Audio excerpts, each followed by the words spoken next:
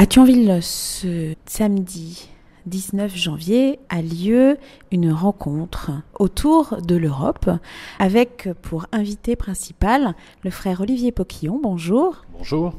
Alors est-ce que vous pouvez nous dire à quel titre vous intervenez cet après-midi sur Thionville ?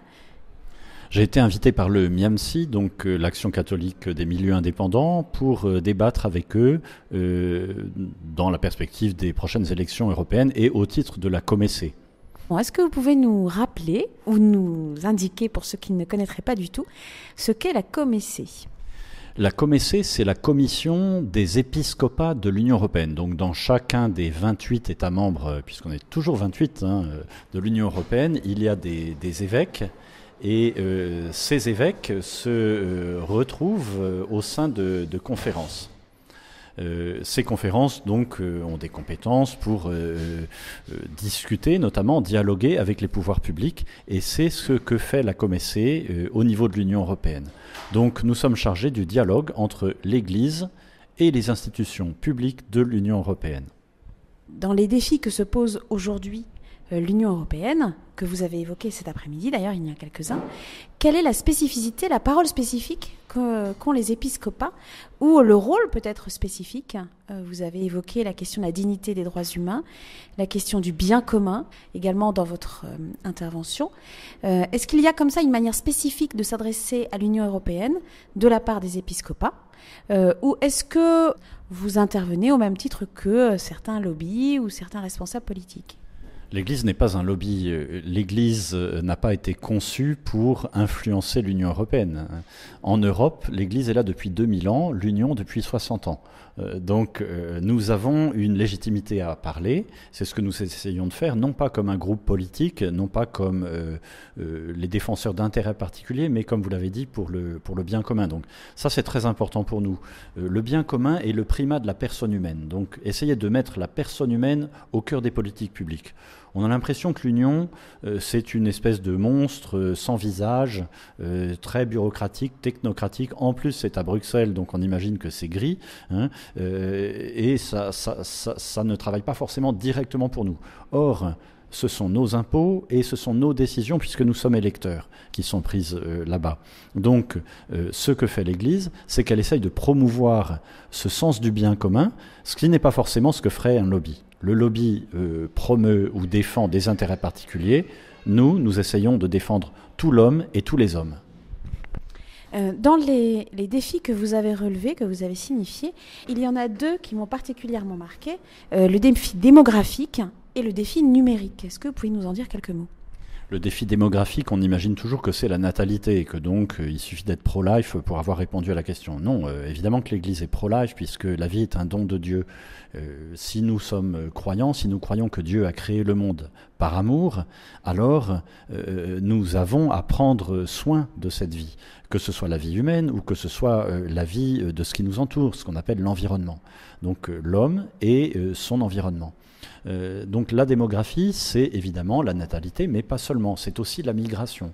Comment se fait-il que la moitié des États membres de l'Union européenne perdent des habitants ? Et parfois jusqu'à un quart de leurs habitants, comme par exemple la Lituanie ou la Bulgarie, la Roumanie, qui perdent des proportions considérables de leurs habitants. Et ce sont les plus jeunes qui partent. C'est-à-dire qu'on a toujours l'impression que la migration, ce sont les pauvres qui n'ont rien à manger, et comme ils n'ont rien à manger ou qu'on les tue, ils partent. Mais dans la plupart des cas, la migration intra-européenne, c'est le fait des plus jeunes et des plus éduqués, qui cherchent un avenir meilleur. Donc la question que pose l'Église, c'est comment se fait-il qu'il n'y ait pas d'espérance, pas d'expérience, mais d'espérance.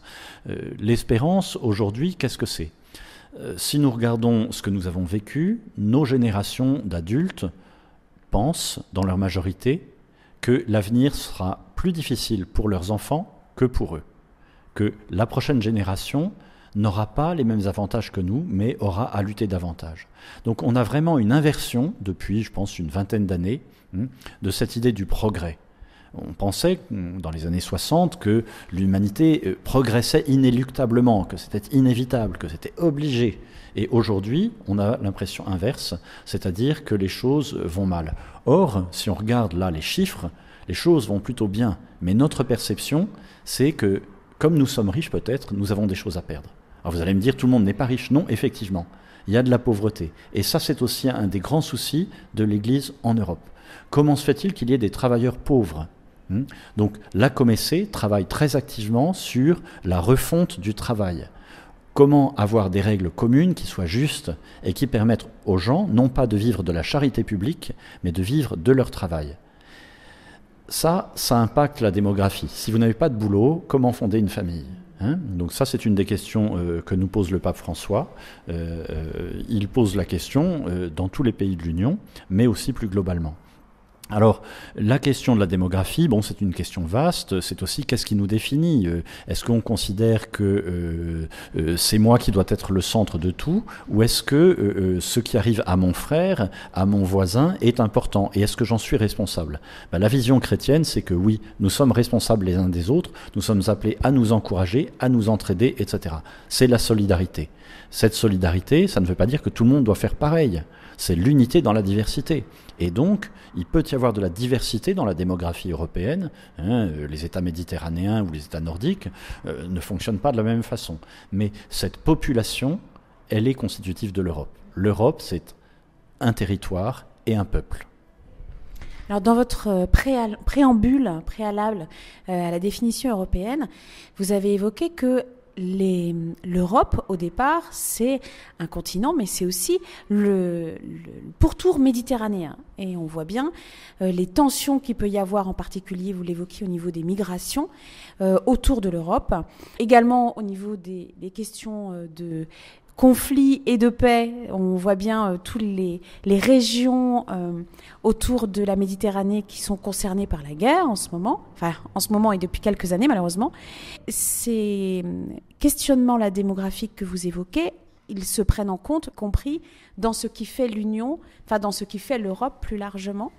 L'Europe, je ne crois pas que ce soit la Méditerranée, mais la Méditerranée fait partie de notre horizon. Et nous ne sommes pas une planète à part. Nous sommes un continent spécifique sur une planète qui a une destinée commune. Donc les questions que nous traitons ici, nous ne pouvons pas les traiter comme si nous vivions en vase clos. Aujourd'hui, nos smartphones sont composés de terres rares qui viennent d'Afrique, par exemple. Alors nous acceptons que la terre rare vienne d'Afrique, mais pas l'Africain. Est-ce que lui bénéficie de l'extraction de la terre rare ? S'il n'y a pas de justice là-dedans, eh bien, il ne faut pas s'étonner qu'ils viennent chez nous. De même, quand nous négocions la politique agricole commune, c'est bien notre souci premier, c'est que nos agriculteurs puissent vivre dignement et que l'agriculture nourrisse les hommes et les femmes d'Europe.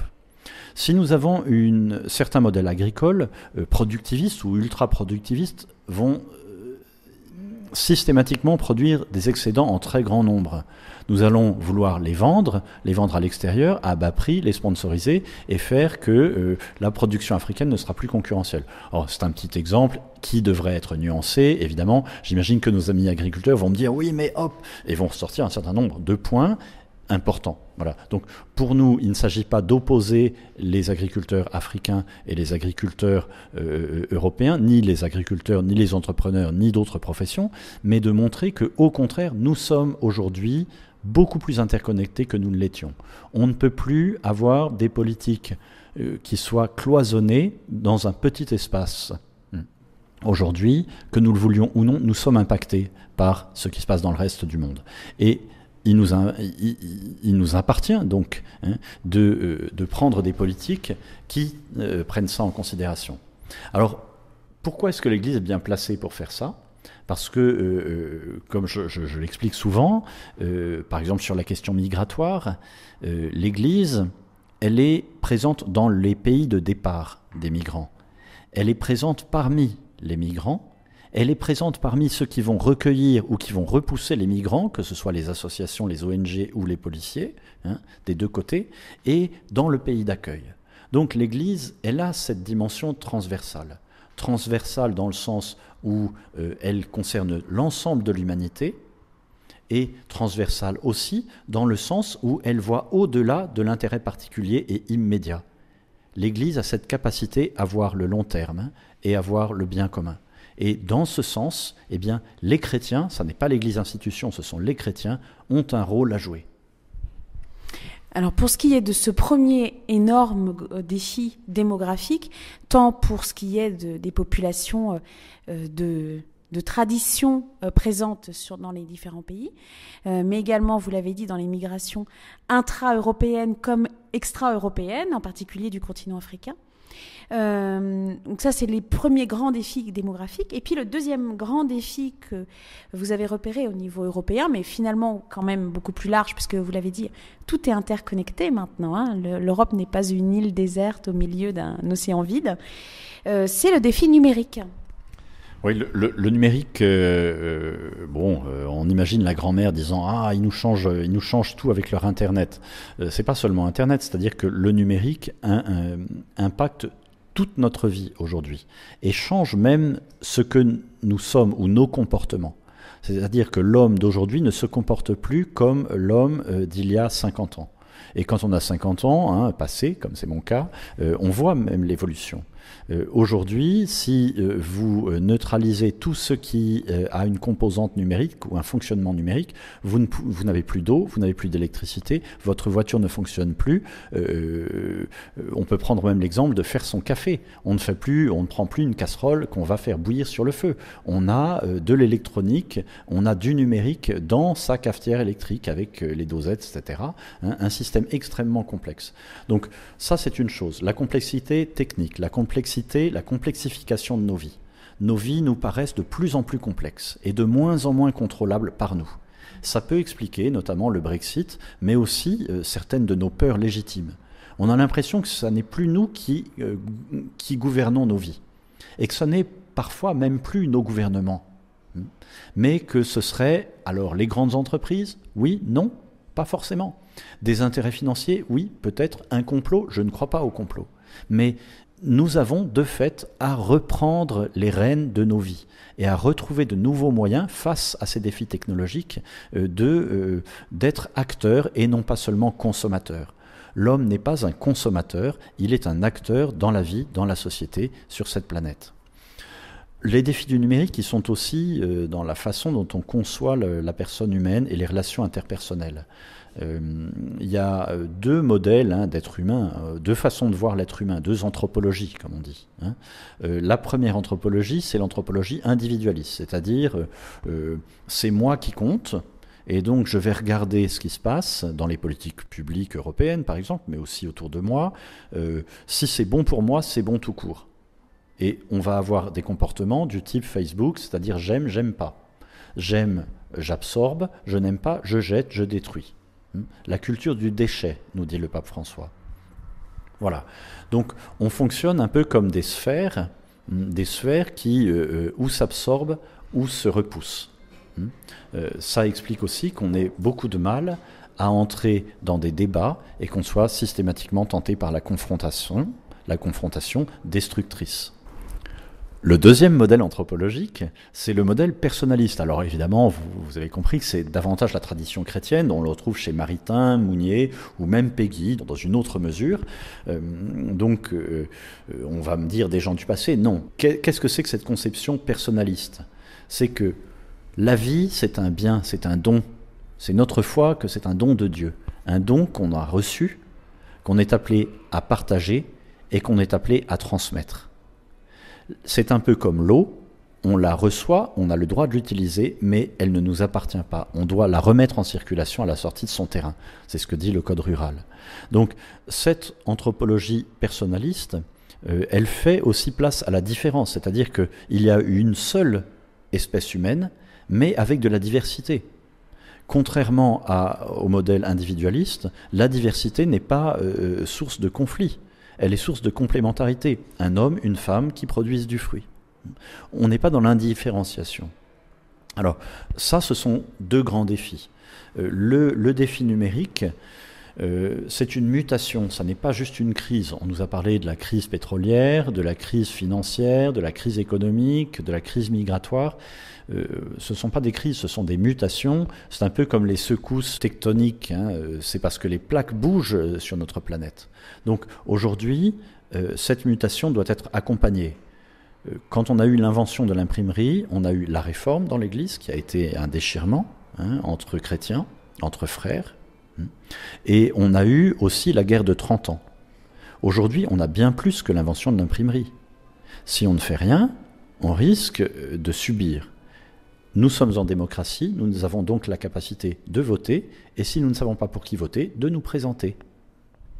Alors précisément, cet après-midi de réflexion autour des pères de l'Europe avait aussi pour but de, est-ce que j'oserais dire, de réveiller un peu l'opinion en disant que les élections européennes sont au mois de mai prochain et que cette possibilité qui est offerte à tous les citoyens européens de participer à l'élection de leurs députés, d'une part, c'est pas une possibilité qui est offerte sur tous les continents de notre planète, donc c'est une chance. Et puis que c'est une chance à saisir. Et dans l'Église, dans la tradition de la doctrine sociale, de nombreux auteurs nous répètent que non seulement c'est une chance, mais c'était presque un devoir. Est-ce que vous vous joindriez à cette lignée-là ? C'est tout à fait un devoir. Enfin, pour les chrétiens, c'est clairement établi que participer à la vie du pays, c'est un devoir. C'est-à-dire que Dieu nous a confié cette Europe et va nous demander des comptes le moment venu. On n'aime pas tellement prêcher là-dessus, c'est pas très à la mode à notre époque, mais je crois qu'on est placé là. Il y a la parabole des talents. Qu'as-tu fait de tes talents ? Et il y a une autre parole qui est tout au début de la Bible. Qu'as-tu fait de ton frère ? Si on ne fait rien, Dieu pourra nous accuser de non-assistance à personne en danger. Donc nous sommes souvent dans une posture réduite à une posture de consommateur. Les élections nous donnent la possibilité de retrouver une posture d'acteur. Alors vous allez me dire, j'entends déjà des gens dire derrière leur transistor, ça sert à rien de toute façon, pourquoi j'irai voter dimanche, surtout s'il fait beau un dimanche de mai, le 26 mai je vous le rappelle en France, donc pourquoi aller voter alors qu'on peut aller à la pêche ? En général, on aime quand même bien savoir ce qu'on fait de son argent. Si on donne son argent à quelqu'un, puisqu'on paye des impôts, on n'aime pas payer des impôts, mais on les paye, on aime savoir ce qui en est fait. 60% des décisions qui impactent notre vie quotidienne sont prises ensemble au niveau européen. Alors c'est l'occasion d'aller demander des comptes et d'aller refaire jouer le jeu démocratique où les élus sont des serviteurs et doivent rendre compte à leurs électeurs. Nous sommes des électeurs et des contribuables. Ça fait 2 bonnes raisons d'aller voter. Qu'est-ce qu'on fait de mon argent et dans quel sens je veux infléchir les décisions qui me concernent. La règle de Saint-Augustin dit « ce qui concerne tous doit être décidé par tous ». Étant donné qu'on est concerné, on a voix au chapitre, alors exerçons ce droit. Alors vous disiez également que quand vous êtes intervenant comme cet après-midi dans des rencontres, vous êtes beaucoup plus facilement face à des eurosceptiques qu'à des euro-convaincus, on peut dire ça comme ça. Et vous disiez également que la question n'est pas de savoir si nous sommes pro ou anti-européens. De fait, nous sommes européens puisque nous habitons sur le continent européen. Et c'est un fait. La question est de savoir qu'est-ce que nous en faisons et comment nous vivons cette dimension européenne. Est-ce que vous auriez peut-être quelques préconisations ou quelques défis prioritaires en particulier pour nous qui sommes mosellans et qui sommes de fait confrontés au quotidien à la question européenne, puisque beaucoup de mosellans vont travailler au Luxembourg, vont travailler en Allemagne, vivent l'Europe au quotidien. Et quand on est frontalier, j'ai été un peu mosellan dans ma vie, mais j'ai été aussi alsacien dans ma vie, et maintenant je suis en Belgique. On voit qu'on a des questions bancaires, des questions fiscales, des questions de sécurité sociale qui se posent. L'Europe, ça peut donner l'impression que l'Église est dans la théorie. On n'est pas dans la théorie. Il faut rentrer vraiment dans les questions pratiques. Et c'est ce que fait la Comessé. Les conseillers de la Comessé rédigent des amendements, des propositions d'amendements qu'on soumet. Nous ne les votons pas. Des contributions pour essayer d'infléchir les politiques sociales, les politiques économiques. Les questions de taxation, par exemple, elles sont clés. Elles nous permettront ou de vivre ensemble ou elles nous conduiront à nous opposer. Si on a des taxations incompatibles ou injustes, les plus faibles vont payer les pots cassés. On le sait tous. Il n'est pas juste non plus qu'il y ait une exploitation de l'un par l'autre. L'Église se positionne contre ça. Alors, les défis qui se posent, par exemple, avec le numérique, mais pas seulement avec le numérique, c'est la question du travail. Aujourd'hui, on n'est plus dans une logique d'emploi. Les prévisions nous disent que à peu près 30% des emplois qu'on a actuellement devraient disparaître dans les 20 prochaines années. le type d'emploi. Ça ne veut pas dire qu'on ne va pas en créer d'autres, mais ce ne sera pas forcément de l'emploi. Les plus jeunes générations sont beaucoup plus sensibles à l'économie de plateforme, par exemple. Ça veut dire que je travaille un peu, je perçois un revenu pour tel type de travail, puis pour telle chose de travail, etc., etc. Quand on était enfant, on demandait « Il fait quoi ton père ?» Ah, mon papa, il est pompier, il est policier. Et à ce moment-là, voilà, on était fiers à l'école. Aujourd'hui, c'est beaucoup plus difficile parce qu'on peut faire de la mise en page pour un journal quand on est maquettiste, et puis le soir aller livrer des pizzas. L'autre jour, à Helsinki, par exemple, le chauffeur de taxi était réalisateur télé. Et c'est de plus en plus fréquent. L'économie aujourd'hui nous conduit à ne plus avoir seulement un emploi avec un employeur, mais à avoir des ressources qui viennent de plusieurs types d'activités, qui peuvent être financières, je place mon argent, mes petites économies, mon bas de laine sur telle chose, qui peuvent être aussi en même temps des choses tout à fait concrètes. Donc on a des possibilités qui s'ouvrent. Pour nous, chrétiens, l'important c'est que l'économie soit au service de l'homme, de tout l'homme et de tous les hommes. Et puis dernier défi que vous avez évoqué, celui de la nécessité impérieuse de se former constamment pour être des citoyens avertis et des citoyens éclairés. Ça aussi, c'est un des grands thèmes qui revient régulièrement dans la doctrine sociale de l'Église, l'importance de former sa tête pour comprendre les enjeux et pouvoir se positionner. Est-ce que c'est un enjeu qui est de plus en plus prioritaire dans ce que vous pouvez observer, étant donné la complexité dans laquelle nous baignons ? La formation est certainement un défi majeur pour chacun d'entre nous. Pour aller voter, il faut voter en conscience. Est-ce que je vais voter en fonction de mes émotions, j'aime pas, ou est-ce que je vais voter en fonction de ma raison ? Et est-ce que ma raison va être tournée vers la recherche du bien commun, ou la satisfaction de mes désirs immédiats, la satisfaction immédiate de mes désirs, encore pire. Donc la tentation pour les Européennes, c'est de se dire je ne sais pas trop à quoi ça sert et je vais donner une bonne leçon à X, Y, en général le pouvoir en place. Et ça marche dans tous les États membres. Nous n'avons pas le monopole en tant que Français. Nous ne sommes pas si originaux que nous le pensons. Le risque, c'est ça. Mais d'un autre côté, je ne crois pas que chacun des citoyens de l'Union soit appelé à devenir un spécialiste des usines à gaz. Il y a aussi un besoin de simplifier les procédures européennes pour les rendre plus accessibles aux citoyens. C'est le citoyen qui est l'actionnaire dans cette affaire, qui est l'actionnaire, l'acteur, le client et l'entrepreneur. Si nous ne le faisons pas, personne ne le fera à notre place. Et si d'autres le font à notre place, ce ne sera pas forcément dans notre intérêt.